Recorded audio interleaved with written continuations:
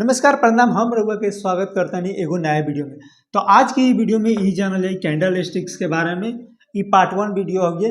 आए वाला वीडियो 2-3 जौन हुई तो नेक्स्ट वीडियो में है जो आई काहे कि ई वीडियो में जानल जाई सिर्फ और सिर्फ सिंगल कैंडल स्टिक के बारे में, कहाँ पे बनेला और उ का सिग्नल देवेला कि मार्केट ऊपर जा सकता कि नीचे गिर सकता, एक बारे में जानल जाई। तो सबसे पहले बेसिक जान लिया कि एगो कैंडल्स बनेला कैसे।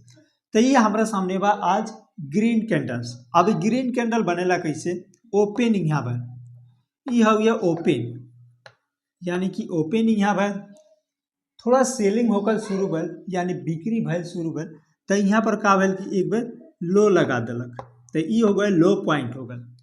अब का भल कि बहुत ज़्यादा खरीदारी शुरू भल, खरीदारी लोग खरीदे लागल, काफ़ी खरीदे लागल, तो ये मार्केट का भल कि बढ़ते बढ़ते बढ़ते बढ़ते गए तो यहाँ तक का कैलक एक बार हाई लगा दिलक, यहाँ तक का कैलक कि हाई लगा दिलक। फिर का भल कि कुछ बिक्री शुरू भल, कुछ लोग अपन का कैलक कि प्रॉफिट बुक कैलक, तो यहाँ पर का भल कि आके क्लोज कर दिलक, यहाँ पे क्लोज कर दिलक। अब एक रखे थोड़ा आंकड़ा में समझल जाए। मान लेनी कि मार्केट ओपन भल 80 रुपया पे मार्केट ओपन भल, एक बार लो लगैलक 170 रुपया पे एक बार लो लगा दिलक। फिर जब खरीदारी होते होते शुरू भल तो यहाँ पर का भल कि आके 110 रुपया के हाई लगा दिलक। ठीक बा, 110 रुपया तक हाई लग गल। कुछ लोग का करलक बेचे लागल, उनमें से प्रॉफिट बुक करे लागल, तो का भल कि 100 पर आके क्लोज कर दिलक। तो देखल जाओ तो 80 से 100 ज़्यादा बा और ओपन यहाँ पे भैल बा, क्लोज 100 पे भैल बा, एक मतलब 20 रुपया के डिफरेंट बा और ऊपर जाकर क्लोज भैल बा, एक कहल जाला ई हो गए ग्रीन कैंडल्स। ठीक बा, ई हो गल ग्रीन कैंडल। और ई जो रसरी जो निकलल बा एकरा कहल जाला विक, विक या शैडो। और ई जो लौकता ई वाला बीच वाला पार्ट जो लौकता एकरा कहल जाला बॉडी। तो ई हो गल बॉडी। तो एगो कैंडल बन गल। अब कैंडल बहुत तरह के हो सकता, दिन के भी कैंडल हो सकता, टाइम फ्रेम में अलग अलग टाइम फ्रेम में बन सकता। दिन के भी हो सकता, 15 मिनट के हो सकता, 1 घंटा के हो सकता, 5 मिनट के हो सकता, 1 मिनट के हो सकता, 1 महीना के हो सकता। तो इस तरह एगो कैंडल बनेला। ठीक बा, तो ये हो गल ग्रीन कैंडल्स, ओपन नीचे भल क्लोज ऊपर भल, तो ये हो गल हरा कैंडल बन गल। अब लाल कैंडल कैसे बनेला, तो लाल कैंडल के ये सिंपल रूल बा, बट एक थोड़ा उल्टा बा। ओपन यहाँ हुई, ओपन ऊपर हुई, एक बार का भेल कि हाई यहाँ लगा दिलक, हाई यहाँ लगा दिलक। फिर का भेल कि मार्केट गिरते गिरते आयल तो यहाँ पर का भेल कि लो लग गल, आ यहाँ पर का भेल कि आकर के क्लोज कर दिलक, यहाँ पे मार्केट क्लोज कर दिलक। अब मान लेनी ओपन कितना भल, ओपन मान लेनी 80 रुपया पे ओपन भल मार्केट, हाई लगैलक कितना 90 रुपया पर चल गल हाई लगाते लगाते। फिर जब मार्केट गिरते गिरते आयल तो का भेल कि लो कितना पर लगा दिलक, लो लगा दिलक मान लेनी 50 रुपये पे। अब क्लोज कहाँ पे कैलक, तो थोड़ा सा लोग खरीदारी शुरू कैलक यहाँ से, तो आके 60 रुपया पर क्लोज कर दिलक। तो एगो कैंडल जब बनते बनते आयल का तक का भेल 60 रुपया पे बंद भेल, लेकिन का भेल कि मार्केट यहाँ से बानू तो गिरते आयल बा। ठीक बा, गिरते आयल बा जेके वजह से ई का भेल बा, ई लाल कैंडल बन गल बा। ठीक बा, ई रेड कैंडल बनल बा। और ई जौन बा तौन एकरा के कहल जाला सेम ये प्रोसेस। ई हो गल बीच वाला पार्ट बॉडी, आ ई हो गल रसरी जौन निकलल बा, ई हो गल विक, एकरा के कहल जाला विक।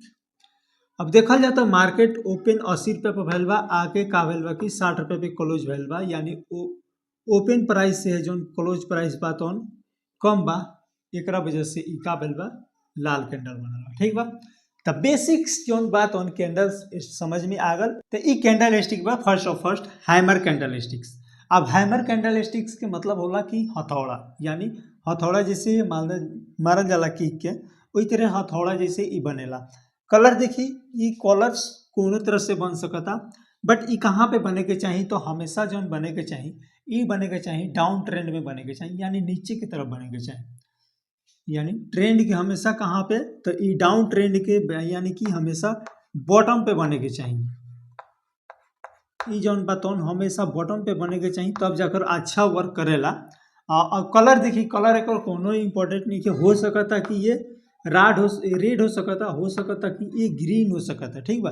कलर कोनो एक इम्पोर्टेंट नहीं है, बट ई जौन बा तौन हमेशा दोगुना रहे के चाहिए। बॉडी के जौन बा तौन हमेशा ये दोगुना रहे के चाहिए, वो से ज़्यादा रहे के चाहिए, तब अच्छा वर्क करेला, ठीक बा। तो यहाँ पे जौन बा तौन रूल्स भी पता चल सकता। अब एक का ट्रेड कैसे करल जाए। सपोज करी मार्केट यहाँ से ऐसे गिरत है, रेड कैंडल बनत है, ऐसे बनत रेड कैंडल बनत है, नीचे में आके का भेल की हैमर कैंडल, ठीक बा। अब का भेल की रेडे बनल, ओपन यहाँ भेल, ठीक बा, लो यहाँ पर लगैलक, लेकिन क्लोज कैलक यहाँ पे आकर क्लोज कैलक। अब अगला कैंडल का हुई कि अगला कैंडल यहाँ से ग्रीन बनत चल जाए, ऐसे करके ग्रीन बनत चल जाए। हो सकता कि कोनो एक आध कैंडल जोन बात ऑन रेड भी बन सकता, कोनो नहीं कि ये ग्रीन ही बनी, बट रेड के ग्रीन बन के ऐसे मार्केट का हुई कि यहाँ पे आए बॉटम पे बनल का हैमर कैंडल स्टिक्स, और यहाँ से है जो मार्केट शूट अप हो गल अप साइड की तरफ। अब एक के ट्रेड कैसे कर सकता आदमी, तो ट्रेड करे ला हमने की यहाँ पे हमने की एसएल लगा के पड़ी, यानी कि स्टॉप लॉस, ठीक बा। यहाँ पे एसएल लगाई और यहाँ जाकर क्लोज कैलक तो हमने की एंट्री यहाँ पे हो जाए, ठीक बा। तो इस तरह एक के हैमर कैंडल स्टिक के हमने के ट्रेड कर सकते हैं। अब अगला जौन कैंडल स्टिक्स बा ई हो गया हैंगिंग मैन। अब हैंगिंग मैन के मतलब का भेल कि हमने की देख ले कम से कि ऐसे मरा हुआ आदमी, यानी जो आदमी को मर जाता है वो ऐसे लटक जाता है ना, तो एकरे कहल जाला हैंगिंग, यानी कि मरा हुआ आदमी। यह सब जापान के जौन बा लोग ई बनैलक लोग, जापान में का भेल ई काफ़ी सर्च कैला के बाद भी कोनो कैंडल्स के नाम रखायल बा, तो एकरा के नाम रखायल बा हैंगिंग मैन, यानी लटकत होकत आदमी, यानी आदमी जौन फंसरी लगा लो तो ऐसे लटक जाला, ओकरे के नाम पे ओकरे नाम पर ई बनल बा हैंगिंग मैन। अब हैंगिंग मैन कैसे बनेला, कैसे वर्क करेला, एकरा बारे में जान लेवल जा। तो मान लेनी एक कुछ रूल बा, देखी एक का रूल बा कि एक कलर कोनो कलर हो सकता है रेड भी बन सकता, हो सकता है ग्रीन भी बन सकता है। टाइप का हुई तो टाइप वेरी सही, ट्रेंड कहाँ हुई तो अप ट्रेंड में हमेशा बनी, वीक कौन हुई तो ई हुई जोन हमेशा दो गुना रहे के चाहिए ई बॉडी के, ठीक बा, बॉडी के हमेशा दो गुना रहे के चाहिए। अब ये बनल कैसे, अब यहाँ से का भेल कि मार्केट अप ट्रेंड में गल, ऐसे कैंडल बनत गल अप ट्रेंड में गल। अब यहाँ जाके का भेल कि एगो कैंडल बन गल ग्रीन कलर के कैंडल बनल जौन हैंगिंग मैन टाइप के बन गल। अब यहाँ से का भेल कि मार्केट रेड कैंडल बने लागल, रेड कैंडल बनाते चल है, रेड कैंडल बनाते चल गल, यानी कि यहाँ कहाँ पे बनल तो टॉप पे बनल, अप ट्रेंड में बनल, ई भल तो अप ट्रेंड में बनल बा और टॉप पे बनल बा। एक साइन देवला कि यहाँ से मार्केट रिवर्स हो सकता और रिवर्स भैल भी बा। चार्ट में भी सेम वैसी तरह से प्रोसेस काम करेला। अब एमे हमनी के ट्रेड कैसे कर सकता आदमी, तो ट्रेड करेला हमनी के ई वाला हाई पॉइंट जोन हुई तो एसएल रखे पड़ी, और यहाँ जाकर का कैले बा लो पे आकर क्लोज कैले बा, तो यहाँ से हमनी के एंट्री पॉइंट बन जाए, ठीक बा। यहाँ से एंट्री मार के यहाँ तक ट्रेड कर सकता है। नहीं जब तक कोनो साइन नहीं मिलत कि यहाँ से है जो मार्केट अप साइड जा सकता, तब तक हमनी के है जो प्रॉफिट बनावे के चाहिए और यहाँ तक ट्रेड में रहे के चाहिए। कोनो साइन मिल जाता कि हाँ यहाँ से मार्केट थोड़ा रिवर्स हो सकता, तो वहाँ का हमनी के का करे पड़ी एग्जिट हो जाएगी पड़ी, ठीक बा। तो हैंगिंग मैन ए तरह काम करेला। एक कुछ पॉइंट्स बा, रूल्स बा जो के फॉलो करे के चाहिए। देखिए कलर्स बा तो कलर हो सकता है ग्रीन भी बन सकता, हो सकता है लाल भी बन सकता। एक और कलर कोनो जरूरी नहीं कि हो सकता लाल भी बन सकता, हो सकता हरा भी बन सकता। अब अगला कैंडल स्टिक बा तौन बा इन्वर्टेड हैमर कैंडल स्टिक्स। अब इन्वर्टेड हैमर कैंडल स्टिक के मतलब का भेल कि उल्टा हथौड़ा, जैसे हैमर होला तो सीधा हथौड़ा रहेला, उकरा उल्टा सीधा उल्टा हो गल कि उल्टा हथौड़ा, यानी हथौड़ा बा तो हाथ में लेके लटकावल जाता, ओकरे कहल जाला इन्वर्टेड हैमर, ठीक बा। अब इन्वर्टेड हैमर जौन बा तो कैसे काम करेला और चार्ट पे एकरा के कैसे ट्रेड कर सकता नहीं आदमी, एकरा के बारे में जान लेवल जा, ठीक बा। तो मान लेनी यहाँ से का भेल कि मार्केट ऐसे करके रेड कैंडल बनावत आयल, रेड कैंडल बनावत आयल,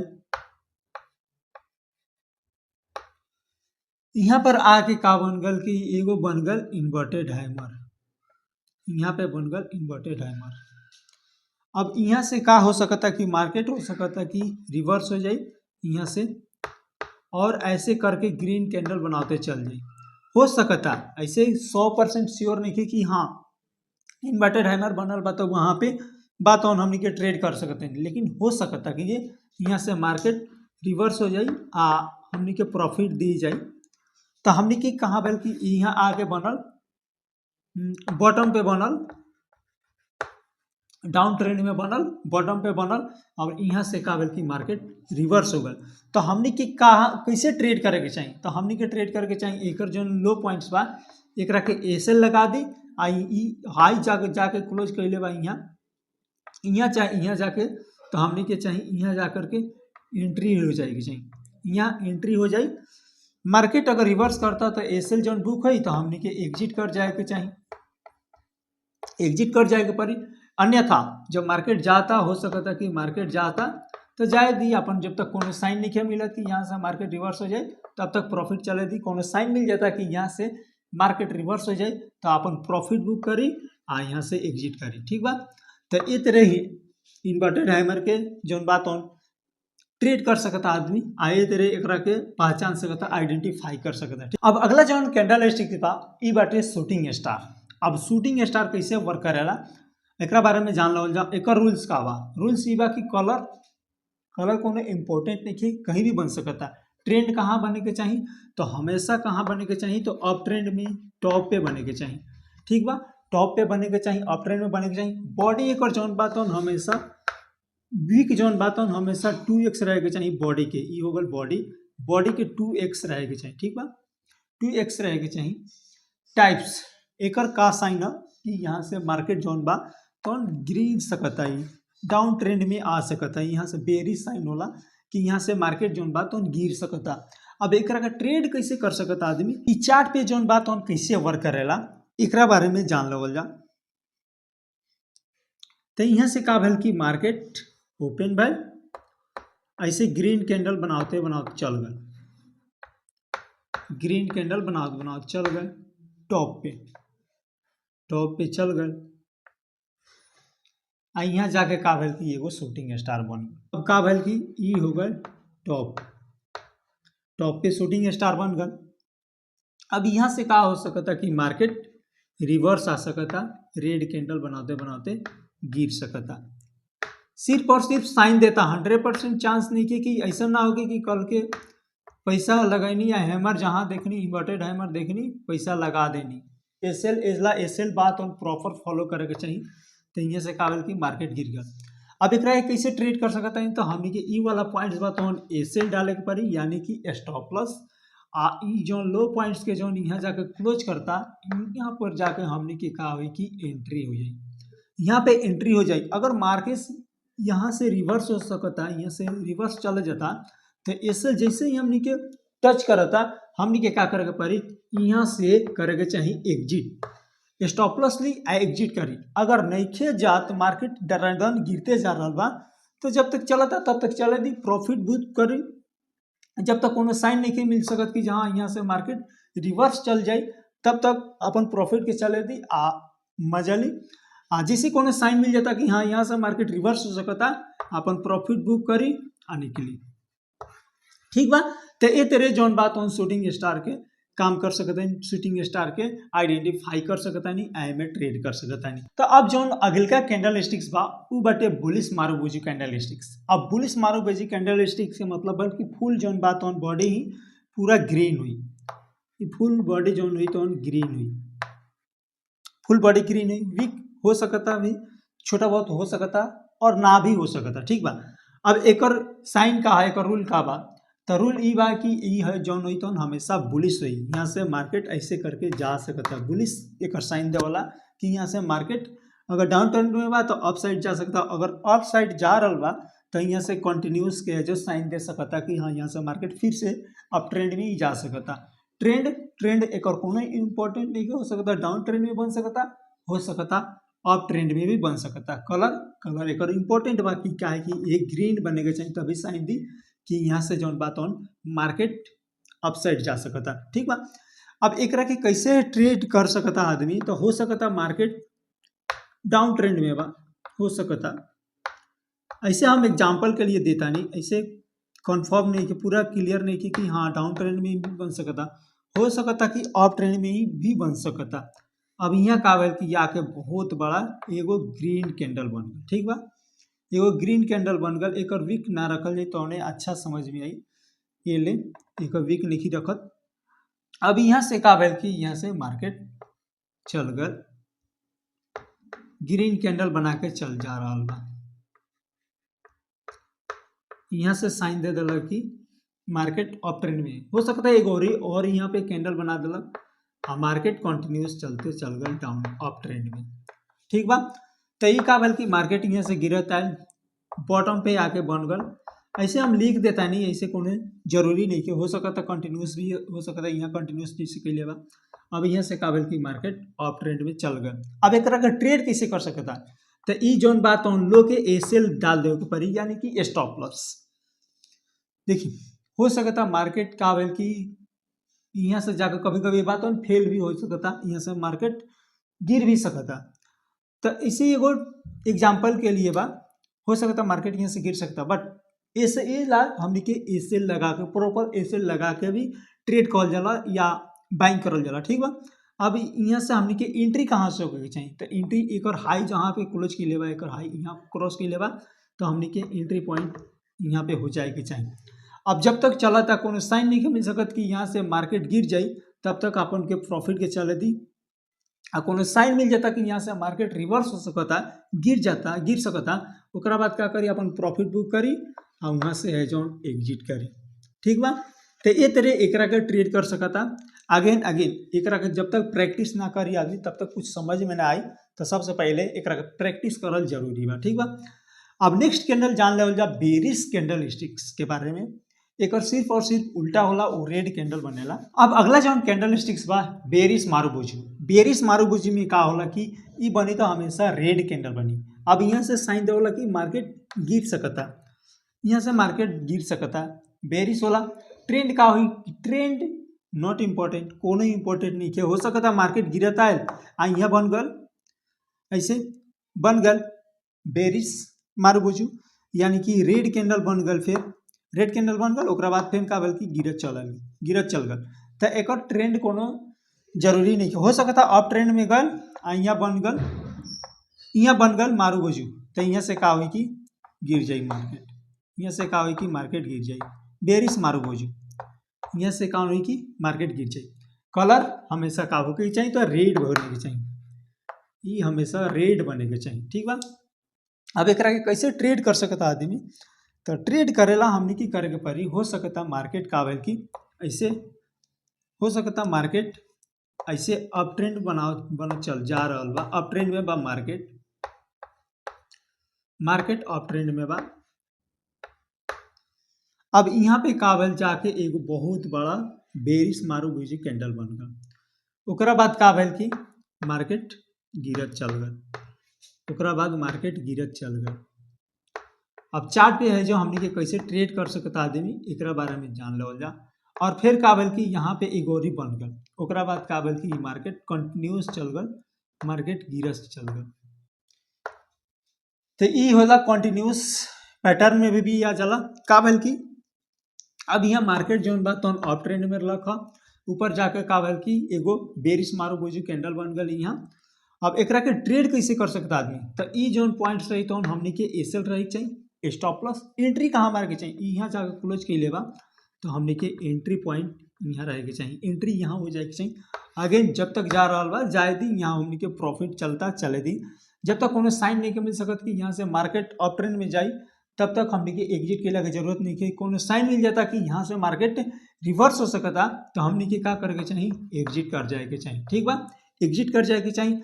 अगर बाई चांस की ई मान लेनी कभी कभी 50 मान लेनी 60% एक 40% हो सकता कि मार्केट यहाँ से जौन बात ऑन रिवर्स हो सकता, तो हमने के एसएल बुक करी, एसएल अपन बुक करी और यहाँ से का हो कि अपन लॉस बुक करके मार्केट से निकल जाए। ठीक बा।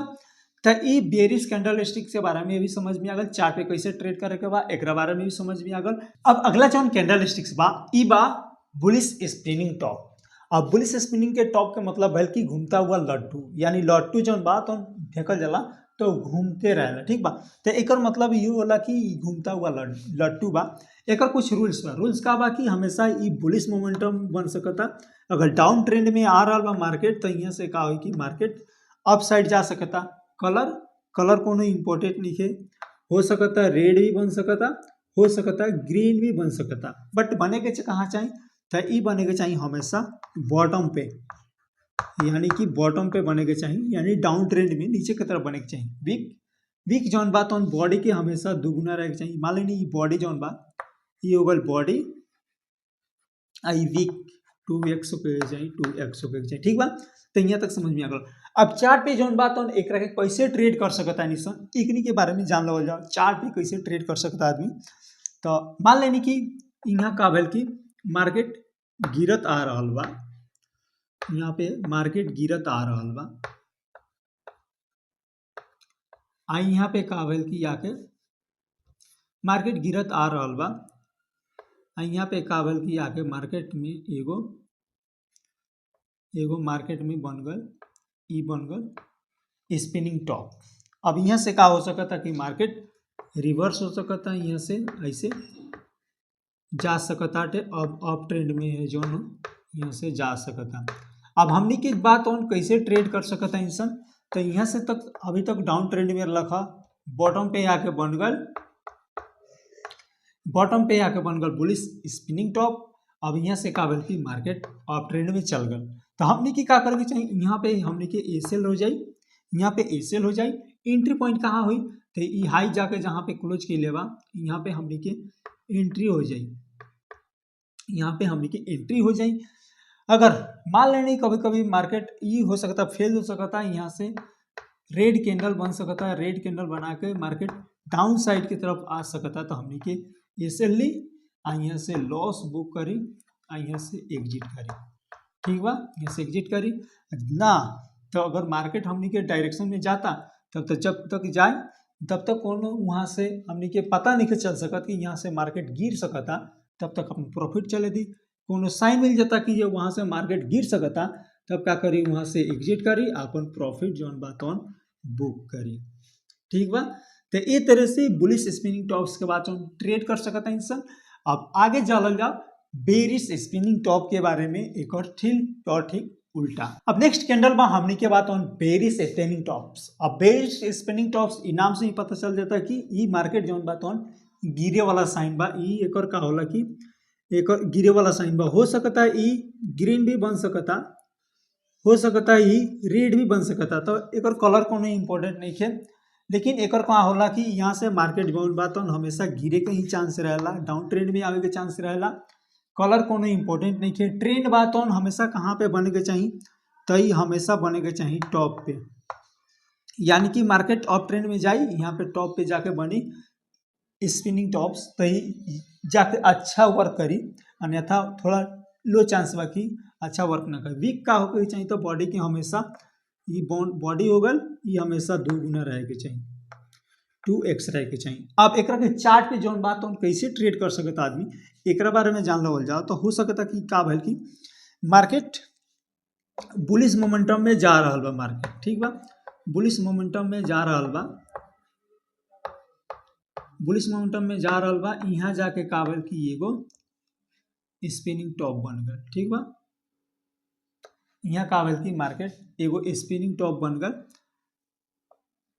यहाँ स्पिनिंग टॉप बन गल। अब यहाँ से का भल कि रेड कैंडल बने लागल, यहाँ से रेड कैंडल बने लागल, मार्केट बात ऑन गिरे लागल, डाउन ट्रेंड में चल गल, ठीक बा, डाउन ट्रेंड में चल गल। तो हमने के एकरा के कैसे ट्रेड करे के चाहिए, यहाँ टॉप पे बनल बा, हमने के एकरा के कैसे बिहेव करे के चाहिए, कैसे ट्रेड करे के चाहिए। तो ये जौन बात हो एक हाई पॉइंट एक हो जाए एसेल, यानी कि स्टॉप लॉस, ठीक बा। अब ये लो जैसे ही क्रॉस करता है यहाँ पे आकर हमने की क्लोज यहाँ पे क्लोज कर देला बा, तो ये जाकर यहाँ पे चलल बा, जैसे ही एकरा लो पे आवता है यहाँ पे एंट्री हमने के हो जाए के चाहिए, एंट्री हमने के यहाँ हो जाए के चाहिए। और जब तक कोनो साइन नहीं मिल सकत कि जहाँ से मार्केट रिवर्स हो सकता तब तक हमने के अपन प्रॉफिट के चले देवे चाहिए, प्रॉफिट के अर्न कर देवे चाहिए। अगर यहाँ से हो सकता कि मार्केट रिवर्स हो गल, यहाँ से ग्रीन कैंडल बना के चल गल, यहाँ से ग्रीन कैंडल बना के चल गल, तो हमने के का कर चाहिए, यहाँ एसएल ली, स्टॉप लॉस ली, बुक करी और वहाँ से अपन लॉस लेके एग्जिट करी। ठीक बा, तो ओकरा ला हमने के एसएल लगा के पड़ेला। अगेन हमेशा अगर ट्रेड करता है नहीं या शेयर भी बाय करता है तो ओकरा के हमेशा एसएल फॉलो करे के चाहिए ताकि हमने के ज़्यादा लॉस ना हो सके।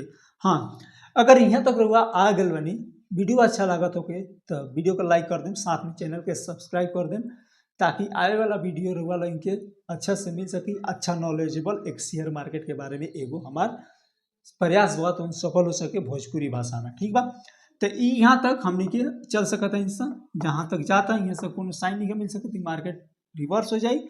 अगर यहाँ से साइन मिल जाता कि रिवर्स हो जाए तो यहाँ का करी, अपन प्रॉफिट बुक करी, एग्जिट होके, सिंपल। ठीक बा, तो अब जान लगल bearish spinning tops candle stick के बारे में। नेक्स्ट कैंडल स्टिक्स के बारे में जानल जा। अब नेक्स्ट कैंडल स्टिक्स बा तो हमनी के बा डोजी कैंडल स्टिक्स। अब डोजी कैंडल स्टिक के का बा कि इनडिसीजन कैंडल, इनडिसीजन मतलब का होला कि एमे डिसाइडेड नहीं होता कि मार्केट ऊपर जाए कि नीचे जाए। ठीक बा, यहाँ पे का बल कि मार्केट ओपन भल, यहाँ पे मार्केट ओपन भल, यहाँ पे का बल कि लो भल और यहाँ का बल की जाके एक बार हाई लगा दिलक, यहाँ पे जाकर का बल की हाई लगा दिलक, यानी कि ओपन यहाँ पर भल, एक बार सेलर आयल तो यहाँ तक लो लिया के लगा दिलक, फिर काफ़ी ज़्यादा बाइंग होते होते का बल की यहाँ तक लोग लेके चल गल, काफ़ी ज़्यादा बाइंग भल, ओकरा बाद का बल की फिर सेलिंग भल और यहाँ लाकर का बल की यहाँ लाके क्लोज हो गल। ठीक बा, तो मार्केट जहाँ पे ओपन भय रहे वही जन लिया के क्लोज हो गल, यानी वही जन आके बंद हो गल। ओकरा बाद का बल की ई साइन देता कि यहाँ से मार्केट कहीं नहीं के जाए के साइन दे। अब अगला कैंडल जैसे ही बनी वहाँ हमने के ट्रेड कर सकते हैं। हो सकता कि मार्केट अप ट्रेंड एक जैसे ही हाई लेके यहाँ कैंडल आई तो हो सकता कि अप ट्रेंड में जाए, और जैसे ही एक लो कैंडल बनी नीचे या आउट जाए तो ये का हो कि डाउन ट्रेंड में जाए।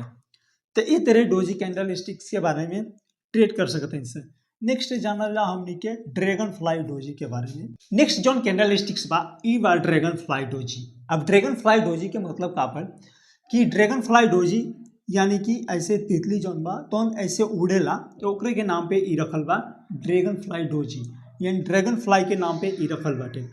तो एकर मतलब का भइल, अब एकर मतलब यहाँ पे देखी टाइप्स का हो कि ई हमेशा जोन हुई तो ये बुलिश साइन दे कि यहाँ से मार्केट बुलिश में जा सकता।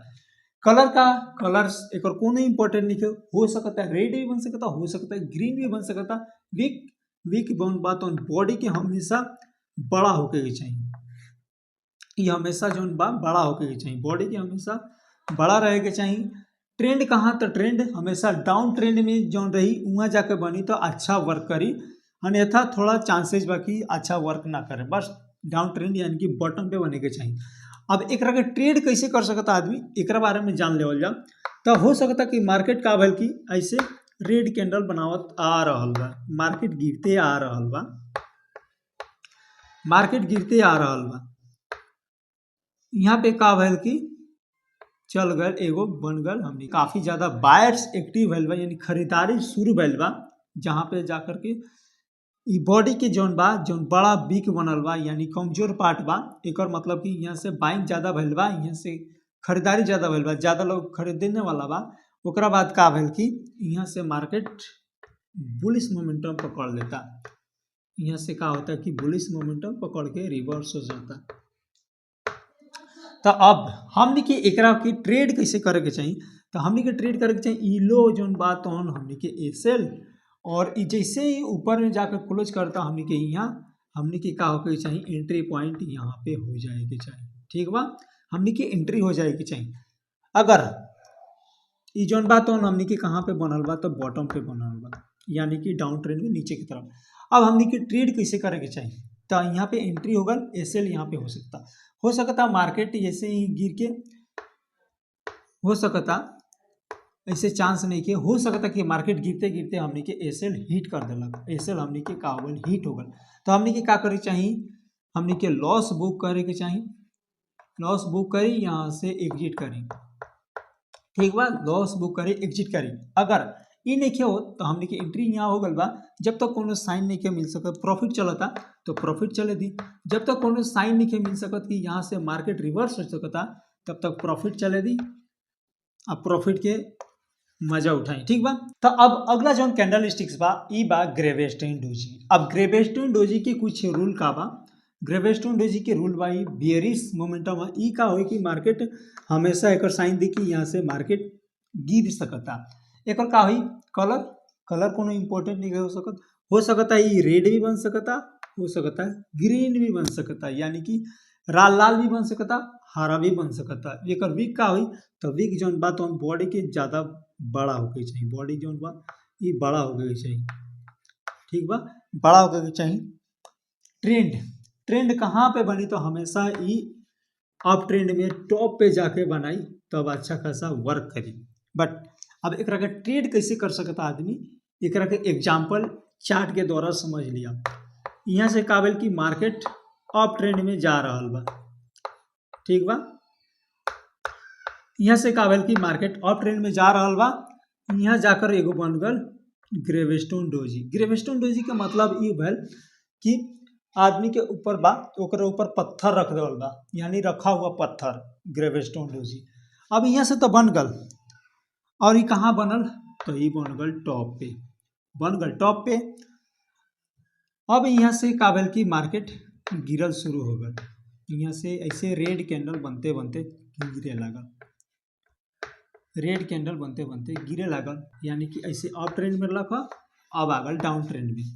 अब हमने के एमे अपन पोजीशन कैसे बनावल चाहिए एक बारे में जान लो जाए। तो यहाँ से जौन एक हाई पॉइंट बा ये हो जाए एसएल, और ई जौन बा एक लो पॉइंट बा, एक लो पॉइंट बा, एक जैसे नीचे आकर यहाँ पे क्लोज होता तो हमने ये कहा हो कि यहाँ पे हो जाए एंट्री, एंट्री हो जाए। मार्केट ऐसे गिरत आ रहा बा तो हमने के प्रॉफिट चले देवे चाहिए, जब तक कोनो साइन नहीं मिल सकता कि यहाँ से मार्केट रिवर्स हो सकता तब तक प्रॉफिट चले के चाहिए। कोनो साइन मिल जाता कि यहाँ से मार्केट रिवर्स हो सकता तो उनमें से का करी अपन प्रॉफिट बुक करी या यहाँ से मार्केट से अपन एग्जिट करी, ठीक बा। अगर हो सकता मार्केट यहाँ से नहीं हो सकता और यहाँ से का होता कि मार्केट अप ट्रेंड में मूव कर जाता, मूव करते हुए अप ट्रेंड में चल जाता। जैसे ही हमने के एसएल हिट होता, एसएल हिट होता तो हमने के लॉस बुक करी आ यहाँ से का करी कि एग्जिट करी, ठीक बा, एग्जिट करी। तो ये तेरे बात हमने की कैंडल स्टिक्स की यूज करके अच्छा खासा प्रॉफिट बना सकता आदमी, अर्निंग कर सकता, सीख सकता आदमी कब कैसे कौन कैंडल्स वर्क करेला, सिंगल कैंडल स्टिक के बारे में ई वीडियो में कंप्लीटली जानकारी होगा। नेक्स्ट वीडियो में हमने जानल जाई दो गो कैंडल स्टिक्स मिल के कौन कौन पैटर्न बनावेला और ओकरा के कैसे ट्रेड कर सकता आदमी, वो आगे वाला आगे वीडियो में जानल जाए। तो ई वीडियो में इतना ही, उम्मीद करता नहीं वीडियो अच्छा लागल हो, वीडियो अच्छा लागल हो तो एक लाइक कर दें, साथ में चैनल के सब्सक्राइब कर दें ताकि आगे वाला वीडियो को मिस ना करें, आ वहाँ से रहुआ एगो शेयर मार्केट के अच्छा से नॉलेज ले सकी, सीख सकी, ये हमार मुहिम बा। तो मिलता नहीं हम अगला वीडियो में। Happy trading journey, happy investing, thank you.